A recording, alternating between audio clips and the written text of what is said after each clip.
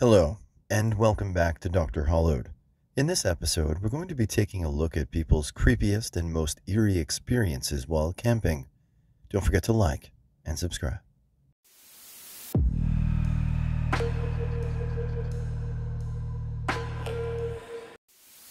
1984-85 time frame. It was a break from college, and a group of us decided to go on a week-long raft trip. The river went through a Native American reservation. The nights were clear and beautiful, the river was slow and manageable. Everything was going pretty well, until the next to last night.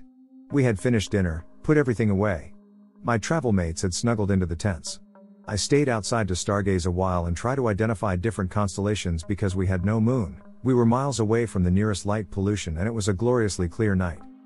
When I saw it, at the edge of one horizon, a huge, bigger than the moon huge white light, it went across the sky, faster than an airplane, and disappeared below the far horizon. Took maybe 60 to 90 seconds to traverse the sky. I started yelling for my mates about 5 seconds after I saw it and realized that it wasn't going away. I now realize that it was probably a meteor, but I would have followed it to Bethlehem. Few years ago I was camping in the Everglades in Florida with a few friends. We all had gone into our separate tents and were starting to fall asleep. The area was pretty noisy with bugs, crickets, birds, etc. I heard this very low vibration, sounding almost like a low roar. It was powerful enough to vibrate in my chest. Suddenly everything in the forest shut up. No bugs, no birds, nothing. About 30 seconds later my phone vibrates and it's my friend in the other tent texting me asking if I heard the same thing. The four of us kept texting each other, wondering what it was. About 10 minutes later all the animals slowly started making noise again. I slept that night with my machete at arm's reach. This wasn't camping exactly, but I managed a resort in the Adirondack for several years. The place is old and rustic. It's miles from civilization and very peaceful. It was built in the 1920s and had somewhat of a sordid past. It was built for a Canadian senator who would run rum down from Canada during Prohibition. We still had the underground locked safe room where he would store the booze, as well as hidden booze hiding areas underneath some of the cabins. Calvin Coolidge stayed at a camp across the pond during his presidency, and would visit my camp, for the spirits I'm sure. Anyway, I met a girl and decided to sleep out under the stars on the camp's peninsula. Well, it started to rain.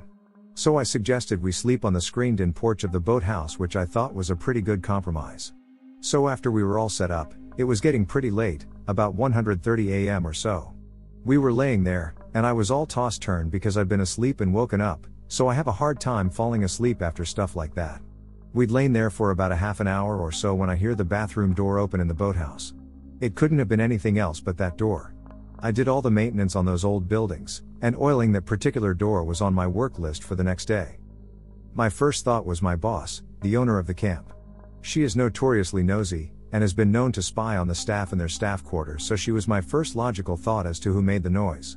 Why she would have been hiding out in the men's bathroom in the boathouse for over an hour is beyond my comprehension.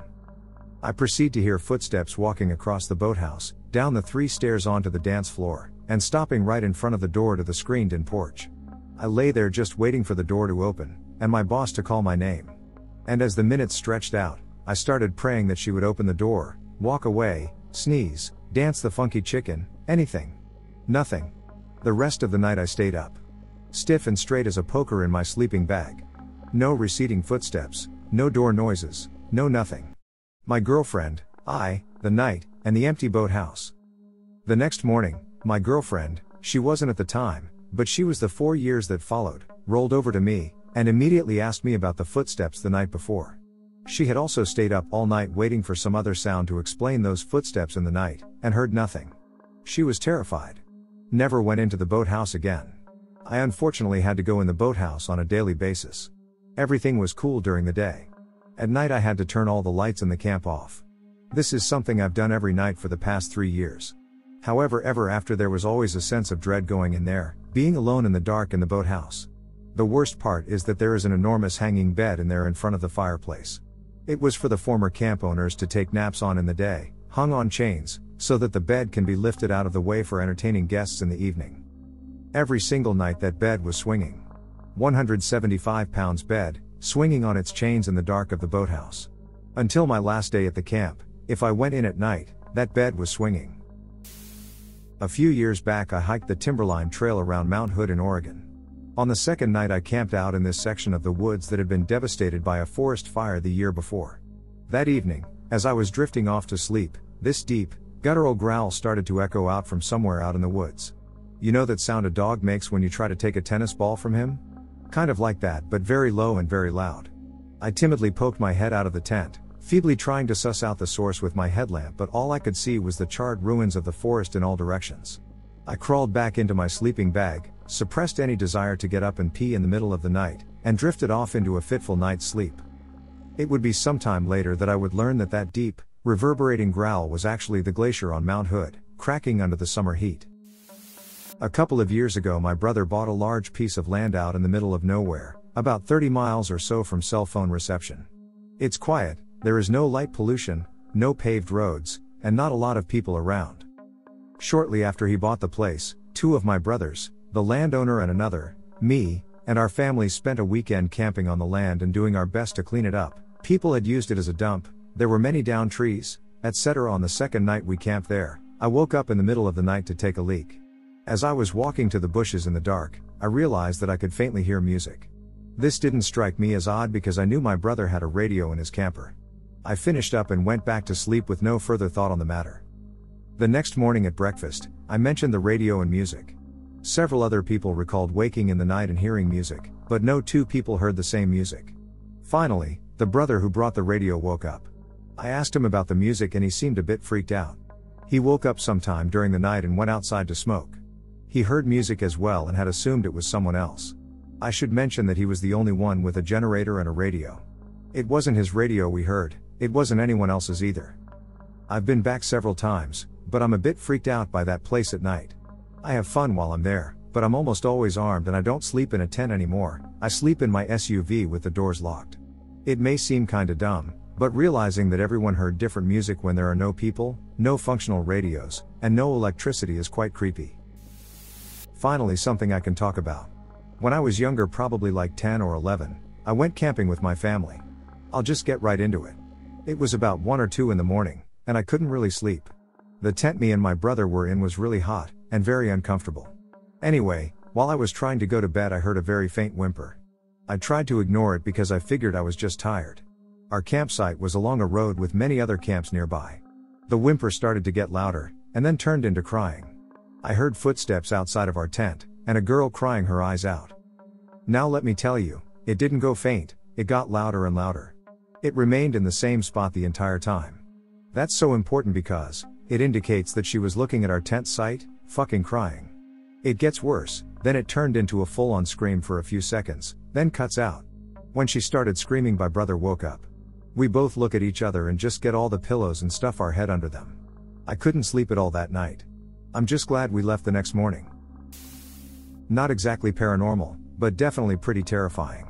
I spend a lot of time camping, on the beach, in Yosemite, all over California really, but one particular Friday night, my friends and I decided to camp in the woods near Hicks Road. If any of you are familiar with the South Bay, I'm sure you know where it is, a road notorious for fatal car accidents, squatters in abandoned homes, etc. This is about our third time camping up here. The last few times we heard some freaky noises, but nothing awful.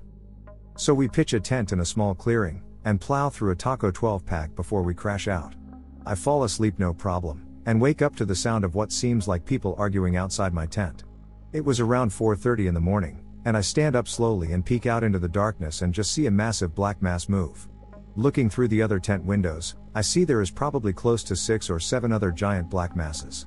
Once my eyes adjust, I finally know exactly what the hell they are. They're fucking wild boar. I sat down in complete and utter silence for around 45 minutes while I hear those 500-pound animals scramble around the tent, so close I could hear them brushing the fabric. They make the grossest snorting and wheezing noises. Eventually they all left, and when the sun came up, I knew why they were there. We didn't eat the last fucking taco. This happened maybe 20 years ago, when 3 friends and I went camping at Kentucky Lake, well, technically, Lake Barkley. So we had just settled on a campsite after hiking maybe an hour from where we parked. It was on a small inlet, maybe 300 yards long and 150 yards to the opposite shore. We had it all to ourselves and camped near the U-bend of the inlet, so we had a limited view of the lake proper. We could see it to the left, but it was mostly blocked by the trees on the opposite side of the little bay. It being relatively hot and humid, We were all standing in the water after having set up our tents and such. The sun had gone down maybe an hour earlier, so there was still a little light left. I think it was early summer or late spring. So we're standing there shooting the breeze, up to our shoulders in the water. It felt great. Suddenly, above us, there was a meteor-like fireball that lasted maybe 2 seconds at most. It appeared to be very close, but there's no way to be certain. We saw it fall behind the opposite spit of land, and, presumably, land in the lake. Immediately afterwards, the entire lake lit up, seemingly, from the bottom. Seriously, all the water visible from where we were standing, including our little inlet and the portion of the lake proper, lit up like the entire floor of the lake was made of spotlights. It flashed 2 or 3 times and went out. There was no accompanying sound whatsoever. A few seconds went by when one of the guys asks, "Okay, did anybody else see that?" Which was followed by an evening of us all theorizing what it could have been. To this day, none of us have any idea what it was, but we all saw it. It may not be as weird or terrifying as some of the other stories here, but it's easily the strangest thing I've ever seen. When I was 17 or so, 2 friends and I decided to camp in the field next to my housing estate so we could drink beer and listen to music as loud as we wanted. This was a huge grassy field on a slight hill, where all the surrounding houses were far away enough so that we wouldn't disturb the neighbors, and we couldn't be seen by anyone unless they were extremely close to our tent. It became late, and my 2 friends had fallen asleep. I was having trouble sleeping around this time, so I lay awake for hours just thinking. Around 3 a.m., I heard the distinct sound of grass and vegetation as someone walked on it outside our tent. I was stunned with terror, for one because this was a private field owned by a farmer who would probably be angry to find us there, but more so because I hadn't heard anyone approaching. Just suddenly there was someone outside the tent. I held my breath out of fear and shock, which is when I heard another set of footsteps belonging to a dog by the sound of it. Filled with dread, I just lay as still as possible, breathing slowly and quietly, listening to this person and his dog walking back and forth outside the tent. I thought we were going to get shot or beaten by this dude. Then I saw this guy's shadow, which freaked me out a hell of a lot more than I already was. It was huge and looming over us every time he passed our tent, and I couldn't see the dog's shadow even though I heard it making increasingly erratic circulations of the tent. This carried on for around 5 minutes, although it felt like much more time had passed. The shadows disappeared, and the sounds faded away. They didn't leave or anything, it was more like they were still walking outside of the tent, but with perpetually lighter footing. When I was sure that the sounds had ceased and there was no threat waiting for me outside, I freaked out at my friends, still as quiet as possible, and said we had to go because someone knew we were here and we could get in trouble with the owner. I told them everything that had happened and they didn't believe me, thinking I had been asleep as well and dreamt the whole thing. I assured them I hadn't, and that we had to go right now. They tried to get back to sleep, ignoring me because they're lazy as hell and didn't want to pack everything up and go. I gave up too, even though I knew now I'd never get to sleep. 10 minutes later, the sounds returned just like the volume outside had been turned up gradually. I felt the same dread I had felt before, and whispered one of my friends' names so that they could wake up and hear. "Shh," one said. They had already heard, and told me to open the tent to see who was terrorizing us. I did so, slowly easing my hand out of the sleeping bag, and up to the zipper.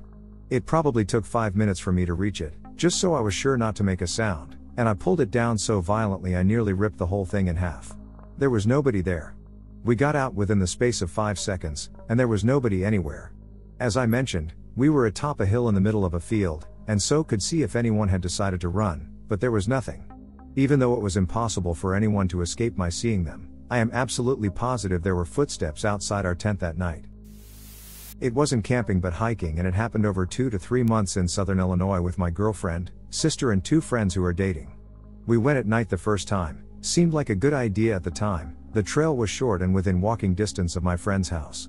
So we followed this short trail out to a very secluded pond that almost nobody knows about. We were sitting on the edge of the lake smoking and enjoying the view when me and the other guy started to feel like we were being watched/uneasy, and we generally have good instincts when it comes to things like that. We know when to GTFO. But our girlfriends and my sister said we were just being paranoid. Then it got cold. Fast. It was January, but the night we went it was 60 degrees outside. It dropped to probably 40 degrees in 10 minutes, and there was this weird feeling in the air that was almost tangible. Everyone felt cold inside and out, and there was, for lack of a better word, a vibe of intense hatred around us. At this point the girls freaked out and we hauled out. All the while feeling eyes on us. When we got back to the house the temperature had returned to normal. Fast forward a month. It was a full moon and the perfect time for a night hike. The other couple wouldn't go, so my girlfriend and I went alone. We are sitting on the edge of the pond again and she's got her head on my shoulder. All of a sudden I have an overwhelming sense of dread emanating from behind me, like there is a presence there I cannot see, and I couldn't turn around. I was so fucking frightened. I look down at my girlfriend and her face is cinched up like how she does when she is afraid, and I'm about to ask her if she feels it too, but as I'm about to speak I hear a woman's voice in my ear. She says something that I completely understand but cannot say out loud because it is the darkest, most horrible parts of me in a language that I know isn't of this world. I'm staring at my girlfriend's face hoping it's her, but it wasn't, and it was in the opposite ear. I start trembling and said to my girlfriend, "Remember everything you think and feel in this moment." She asked why and I told her to just do it and we would discuss it back at the house. After a few minutes the presence is totally gone and we start running/walking back. As we are doing so we both felt watched and both heard branches cracking and odd noises in the woods. We get back and I ask my girlfriend how she felt when I told her to remember, and she said she felt so sad and cold and alone. Like she wanted to die. And like we were being watched. I agreed but was thankful she hadn't heard the woman talking like I had. So I try to convince myself we were just paranoid. My girlfriend and I agree to never go back there again. So fast forward another month or two and I have a day off and nowhere to go till my girlfriend gets out of class. She has moved out of the house with the couple mentioned earlier, and I have at this point tried to convince myself that we were all just paranoid and there is no way that all this happened, but I just can't. So I, being the curious guy I am, go to the pond alone in the middle of the day. I sit on a different part and have no trouble. So I start walking along the edge toward the spot where everything had occurred, and as I get closer I hear something following me in the trees. But I can't see it. I sit down and I'm scanning the trees on the opposite bank when I get the feeling again. Temperature drops by 20 degrees, and cold terror fills me. I'm just looking down because I am paralyzed with terror. It was like a dream. I slowly look up just a little bit and saw the reflection of a woman dressed in black rags 6 feet away from me in the pond, but no woman. As I see that god-awful apparition, I hear a blood-curdling scream from the woods behind me and I whip around. When I look back at the pond the woman was gone. I knew I had to GTFO, but that meant going through those horrible woods. I take off running and start hearing breathing, cackling, and footsteps behind me, and as it gets to where I feel as if it is right on top of me I whip out my knife and turn around and there is nothing. Nothing but cold malice in the air, and again she speaks to me. Different words this time but the same language. I took off, jumped in my car and sped off. I will never go back to that place because the worst thing is the woman I saw is the same woman I have seen since I was in 3rd grade and I started getting a reoccurring nightmare 3 to 4 times a year. Also a fucked up story, for a little background info, my sister is an atheist and doesn't believe in paranormal things. My girlfriend and the other couple are spiritual, but until this didn't put too much stock in ghosts or other supernatural things, and my beliefs are my own. None of us know how to explain what happened and all go camping/hiking/exploring all the time. This was not random chance or animal. This was something else. I know not many people will believe me, but there has been zero embellishment to this story. One summer I helped the Boy Scout troop I was part of. I received my Eagle Award 2 years before, but wasn't particularly active afterwards. I liked camping, they needed a few leaders, and we took the troop down to Antietam National Battlefield. A number of other troops had also came down for the weekend, and a weekend full of Civil War education, reenactments and troops pranking other troops. All of the troops were camped along Antietam Creek on the other side of the Burnsides Bridge Road, the side that isn't part of the park. It was pretty easy anyone to cross the road and walk onto the battlefield to go up to Burnsides Bridge, along the creek, and see the field where the Union soldiers massed and try to cross the bridge. I grew up outside of Gettysburg, so ghost stories about Antietam didn't bother me at all. There's enough weird tales in Gettysburg that other battlefields really didn't faze me. The second night we're there, the troops all hit the hay early due to the fact they were made to march all day by an overzealous reenactor. I took a walk over to the bridge right after dinner and the sun was slowing sinking towards night. It was actually quite beautiful seeing the field and the creek. I walked up to the bridge and started to walk across it when I felt an excruciating sharp pain in my chest. I almost doubled over in pain and clenched my chest. I thought maybe I was having a heart attack, but both of my arms were fine and free to move. I put both hands on the part of my chest that hurt and felt another sharp pain right below the top of my right shoulder, in the meaty part above your pecs, underneath your shoulder and just in from your underarm. That pain came and knocked me down where I almost cracked my head open on the side of the stone bridge. I laid there, freaking out, and scrambled to my feet and booked it back to camp. I got back to camp and had the other scoutmaster take a look at my chest, and I have 2 raised, red lumps that under the skin you could see were turning into blood blisters. He asked me what I was doing and I told him that it just happened when I was walking around the battlefield. Not once had I thought about any haunting or anything. I called it an evening and turned in. The next morning, after breakfast, the troops were scheduled to meet with a park official at Burnside's bridge. Our troop and about 4 other ones stood on the battlefield facing towards the bridge where the park official was detailing the history of the battle. When he talked about the bridge, then I paid attention more. I found out that Confederate sharpshooters took up positions on the other side of the creek, and on the side where we were all at, was then Union. The Union soldiers were supposed to take the bridge and were just picked off left and right on that bridge. Confederates lost somewhere in the neighborhood of 500 soldiers and the Union lost over 15,000. No Union soldier ever made it past the halfway point of the bridge. At this point, my scoutmaster just looks at me and I am wondering what the hell happened the night before. Not sure if this is paranormal. So our school had a trip to the Taman Negara rainforest in Malaysia. We slept in a bunk in some rundown dormitory on the first night when in the middle of the night, our beds started shaking for no reason. Out of the 8 double beds about 3 shook, my class started waking up, light flicked on and a commotion ensued. So then my class assigned 3 PPL to hold on to those 3 beds so see what was the problem and whether the sturt was legit. When the lights flicked back off, the bed started to shake again. The strangest thing was that my friend, who quickly ran to switch on the light, felt a pull on his shoulder, almost preventing him from running. Teachers were called in but the problem wasn't resolved, so we resorted to sleeping on the floor. While on the floor there was no shaking, but it was a long night of anxiety. An explanation would be good. So far theories such as wind and an opposite class playing around aren't convincing at all, because there was barely any strong winds and the classes around us were all fast asleep. Me and 3 other buddies were camping on my property near the Swanee River. The second night in, we were sitting around the campfire and heard this really loud growling. We were all a bit freaked out, but I wasn't too worried. I wasn't aware of any extremely dangerous animals in northern Florida. I took a flashlight and walked toward the growling. I followed it to the bottom of a hill and my flashlight just died.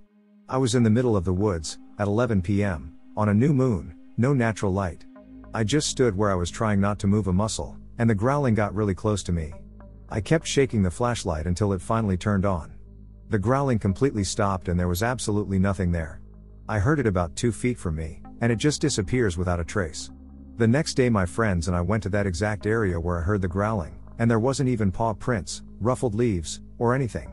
It was pretty creepy. Not so much camping, nor paranormal, but I felt like it fit with the other ill-fitting answers. I was a counselor at a summer camp in northern Michigan. We stayed in a huge circle of cabins bordered by woods. There are tons of ghost stories and whatnot passed around to scare campers, 8 to 15 years old for the most part. The counselors are usually in on it. Some counselors insist they really have seen some unexplainable shit. I believe them. Well, one night, about 1 in the morning, my bladder alarm goes off and I step outside. As I'm peeing I hear the faint laughter of children, which isn't necessarily uncommon. There are about 250 kids attending. Well, I listen closer and I realize it's coming from the woods behind our cabin. The woods I'm referring to go for about 50 feet and open up into a ginormous field we use for all kinds of activities. My assumption is that some kids snuck out and were returning from the field. I didn't hear any footsteps, which I thought was odd because the floor of the woods is covered in dead leaves and the like. The laughter keeps going. I'm sure I hear it, not just my tired mind playing tricks on me. About 50 feet down from where I'm peeing along the forest, I see 2 young boys, probably 10 or so, walk out of the forest and between my cabin and the one next door into the open area in the middle of the cabins. At this point I'm still peeing, so I keep quiet, don't want a kid laying eyes on my pecker and ending up on a list. I shake my shaft furiously and zip up. I walk around to the other side of the cabin to reprimand these kids, and no one is there. I don't hear laughter or anything. There really nowhere for them to have disappeared to. I was in sight of the adjacent cabin's door and they didn't go in there. If they went in mine I would have heard it. I tried to chalk it up to delirium, but I am 1000% sure of what I saw. I walked around the area and no sign of the 2 boys I had both heard and saw. I played in bed looking at the ceiling till the sun came up, and to this day my eyes well up when the thought crosses my mind. I will never be able to comfortably explain what I experienced. It didn't help that some counselors didn't believe me. At my high school, all the seniors went on an annual camping/rafting trip up in Maine. My class only had 90 kids. All the kids got assigned cabins, 4 to a cabin. The campground was beautiful. It was right on this huge lake, right at the bottom of a mountain. On the first night that we were there, some of the people who worked there sat around this huge bonfire with us and told us the story of a ghost who haunted the grounds. Apparently, the campground used to belong to a rich family back in the early 1900s, and the daughter of the owner drowned in the river or something while sneaking around after dark with her lover. They said that if you were in bed, and you heard the sound of rushing water, like a river. She was outside waiting to guide you to the river. If you saw her light, you'd be entranced and she'd walk you to your watery death. The teachers told us that they only told the story to scare kids from leaving their cabins after bedtime, and that it wasn't real. I got paired up with 3 other girls in my cabin and we stayed up the first night giggling/talking. By the time we finally fell asleep around 3 a.m., I was jolted awake by a loud sound. It sounded like something large splashing in water. The lake was nowhere near the cabins. By the way, you had to walk like 15 minutes to get to the water/main hall from the cabins, and the river was at least 3 or 4 miles away. I figured it was a dream or something, so I ignored it, but a few minutes later, it happened again. I looked over and saw 2 of the other girls wide awake, petrified. One of them looked out the small window, but no one was there. We didn't sleep well that night. None of the other kids heard the noise, except for a group of boys whose cabin was very far from us. They said they heard it around 1 a.m., right outside their cabin, and when they woke up, there was a bright light shining into their cabin. When they looked out, they could see a light flashing in the dark trees. We all confronted the campground people, but they all said they had nothing to do with it. The teachers did runs every now and then throughout the night, to check to make sure students weren't out of bed/fucking, but they said they didn't see or hear anything. We didn't believe them, and one of the girls in my cabin was so scared that she wanted to go home. She called her mom and everything to come get her. Keep in mind this trip cost all of us a lot of money, and we had paid for 3 days. The teachers tried to calm her down and campground people insisted on staying up with us to see if it happened again. She stayed. The next night, the teachers stayed outside our cabin, while the campground people stayed outside the boys' cabin. All of the students were accounted for. One of the teachers continued to walk around and check on the cabins, so nobody was out of bed. Nothing happened for a while, so I eventually fell asleep. I woke up what seemed like minutes later to one of my cabin mates screaming and pointing at the door. I looked over and saw really long, dark, wet hair dangling in front of the window. The teachers came running in, and a few minutes later, so did the campground people. The other girl was sobbing and it woke everyone up. We told them what we saw, but the campground people said nobody else was staying in the campground, and the teachers confirmed that everyone was accounted for/nobody had wet hair. Nobody slept that night, and for the last night, we all just camped out in the main hall because we were too scared to sleep in the cabins. I forgot about it until now. I've always figured that either the teachers or workers there were playing a sick joke, but I guess I'll never know. Back in high school, 2 buddies and I went on a camping trip on a river in Southern California with my dad. Towards the afternoon of the first night, my dad met with a few of his friends and had drinks at the main campsite, while my friends and I, going through a Bear Grylls phase, decided to trailblaze north up the river and build a shelter to camp in for the night. We hiked for a few miles until we were satisfied that we were completely isolated, and worked until sunset building a really shitty lean-to shelter that looked like it would collapse at any moment and probably could only fit 2 of us if we tried to sleep in it. Luckily it was a warm night, so we didn't really need a shelter. We scouted around our campsite, which was maybe a 30 feet flat area between a mountain and a rock ledge hanging over the river, only like 15 feet. We laid our sleeping bags down on the rock ledge, which was about head height from ground level, and played around with some cards before it was too dark to see. Eventually, friend 3 fell asleep while friend 2 and I talked about high school philosophy and other bullshit, looking at the stars for a super long time. Then, out of nowhere, I saw a flash of light on the top of the mountain slope facing away from us. Friend 2 saw it too, but neither of us were 100% sure. I'm easily freaked out, so I wouldn't stop talking about it, and friend 2 said stuff about there maybe being a road on the other side of the river and we just saw a headlight, or people night hiking. Eventually we started talking about other things again when both of us saw a second flash of light, maybe 1/3 of the way down the slope. This time it was on for at least a second and seemed like a flashlight. I flipped out and started to get friend 2 spooked, so we decided to wake up friend 3 in case any real danger presented itself. We shook him awake and whispered the situation to him, but he was sleepy and grumpy and just fell back asleep. By this point friend 2 and I were honestly scared shitless. The only people we had made contact with all evening were some kayakers we waved to while we were gathering wood up the river for our shelter, and if anybody was coming down the slope for non-malicious reasons, why would they be so sneaky about the light? While we were talking about all of this, we saw a third quick flash at the bottom of the slope, maybe 45 feet from our shelter. I was straight petrified. We were pinned against our river barefoot in sleeping bags, and friend 2 was quietly losing his shit too. Then we heard footsteps through the brush around the flat area of the site. Faint at first, but soon it was obvious that somebody was walking around the shelter/area. We listened for another 15 minutes that seemed like hours, as this person slowly walked around our shelter, a couple of times coming within feet of the rock plateau we were on. Eventually the steps stopped, and even though we were freaked out, we fell asleep after a bit more listening. We woke up early from the sunlight and informed friend 3 of the night's events while checking out our shelter for evidence of somebody messing with it, none found.